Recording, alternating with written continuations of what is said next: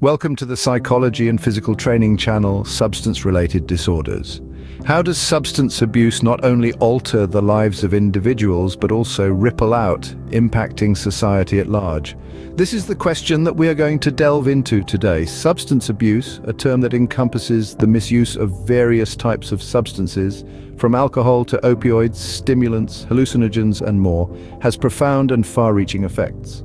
It's not just about the individual who is directly consuming these substances. The repercussions extend to their families, their communities, and indeed, society at large.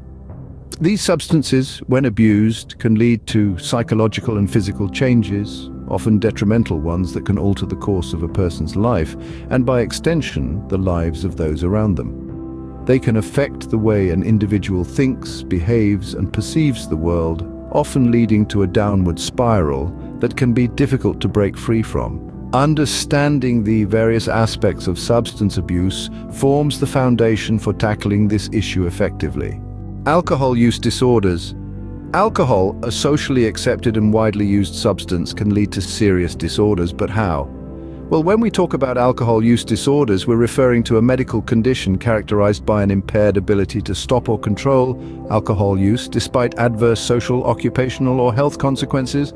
The psychological effects of excessive alcohol consumption are profound. It can lead to mood and behavior changes such as increased aggression or depression. Long-term, it can even contribute to the development of mental health disorders like anxiety and depression. Physically, alcohol can wreak havoc on the body. It can damage the liver, heart, and brain, and increase the risk of various cancers. But it doesn't stop there. The societal impacts of alcohol use disorders are also significant. They can lead to increased healthcare costs, loss of productivity, and even criminal activity. In essence, alcohol use disorders can lead to serious health complications and societal problems. It's a prevalent issue that requires our understanding and attention. Sedatives and hypnotic use disorder. How can sedatives, often used for their calming effects, lead to a disorder? That's the question we're going to explore in this segment. Sedatives and hypnotics, which include barbiturates and benzodiazepines, are often prescribed to treat anxiety, sleep disorders, and seizures. However, their misuse can lead to a substance use disorder. The effects of these drugs on the mind are profound. They slow down brain activity, leading to feelings of relaxation and drowsiness. But when taken in excess, they can cause confusion, dizziness, and even unconsciousness. Physically, they decrease heart rate and breathing, which can be life-threatening in high doses. On a societal level, the misuse of sedatives and hypnotics can lead to a host of problems, including increased healthcare costs, lost productivity, and the breakdown of familial and social relationships. Despite their therapeutic uses, sedatives and hypnotics can lead to serious disorders when misused. Stimulant and opioid use disorders. Stimulants and opioids have very different effects, but they can both lead to serious disorders. How? Well, let's delve into it. Stimulants such as cocaine or amphetamines can increase alertness, attention, and energy. They also elevate blood pressure and increase heart rate, yet continual use can lead to paranoia, dangerously high body temperatures, and irregular heartbeats.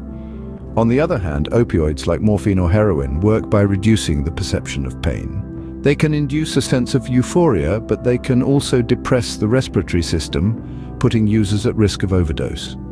Chronic use of either stimulants or opioids can lead to dependence and withdrawal symptoms when not taken. This can spiral into a disorder when the pursuit of these substances dominates a person's life, affecting their health, relationships, and ability to function in society. Stimulants and opioids, while having medical uses, can lead to serious disorders when misused.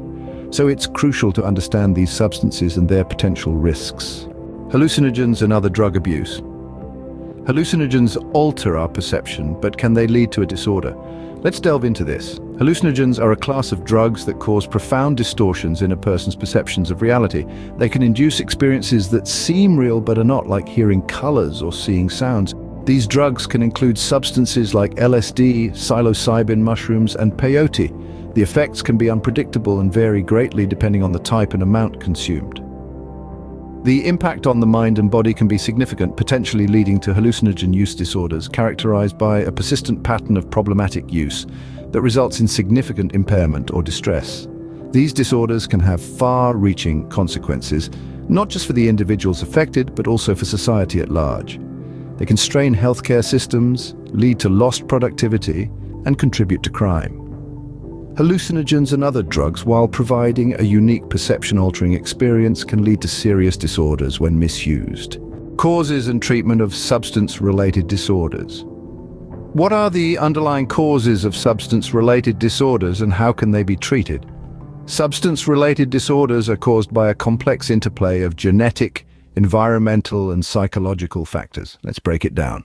Firstly, genetics. Research has shown that our genes can make us more susceptible to developing substance-related disorders. If you have a family history of substance abuse, you may be at a higher risk. However, this doesn't mean that you're destined to develop a disorder. It's merely one piece of the puzzle. Now let's talk about environmental factors. These include influences from your family, friends, socioeconomic status, and even your cultural background. For instance, growing up in a household where substance use is normalized can increase risk. Similarly, societal pressures or living in poverty can also contribute to substance abuse. Psychological factors play a significant role too. These include mental health disorders such as depression, anxiety, or post-traumatic stress disorder. Often, individuals turn to substances as a way to cope with these conditions, leading to a vicious cycle of dependence and worsening mental health. So, how can these disorders be treated? Treatment is typically tailored to the individual and may involve a combination of therapies. Cognitive behavioral therapy, for instance, can help individuals understand their addiction, identify triggers, and develop coping strategies. Medication can also be used to manage withdrawal symptoms or to reduce cravings. In more severe cases, residential treatment programs may be necessary. These programs provide a structured environment where individuals can focus entirely on recovery, away from the triggers and stresses of everyday life.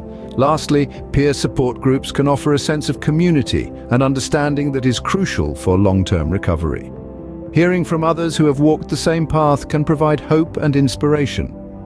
In conclusion, substance-related disorders are complex, influenced by a myriad of factors. However, with the right support and treatment, recovery is possible. Understanding the causes of substance-related disorders and available treatment options is key to addressing this issue. Prevention of substance abuse.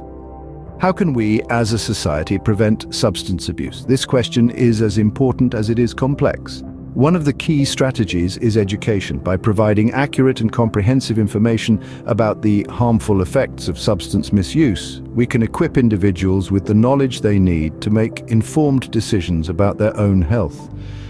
Education initiatives should cover the full spectrum of substances, from alcohol and sedatives to stimulants and hallucinogens, and should be targeted at all age groups with a particular emphasis on young people. Early intervention is another vital tool in the fight against substance abuse.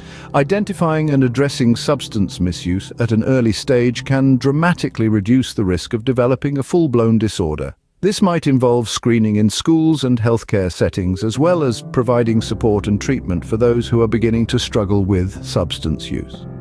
Policy changes can also play a significant role in preventing substance abuse.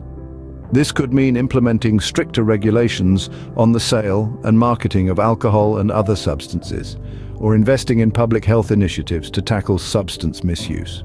And let's not forget the importance of providing adequate funding for research into substance use disorders, as well as ensuring that effective treatments are accessible and affordable for all who need them. But perhaps the most important prevention strategy of all is societal support. Substance abuse is not just an individual problem, but a societal one. It's up to all of us to create an environment where people feel supported and understood, rather than judged and stigmatized. This means fostering open and honest conversations about substance use and offering compassion and understanding to those who are struggling. Prevention is always better than cure, and this holds true for substance abuse as well. Together, we can make a difference. And if you like this video, do not forget to subscribe and follow the Psychology and Physical Training channel for more videos. Thanks for watching.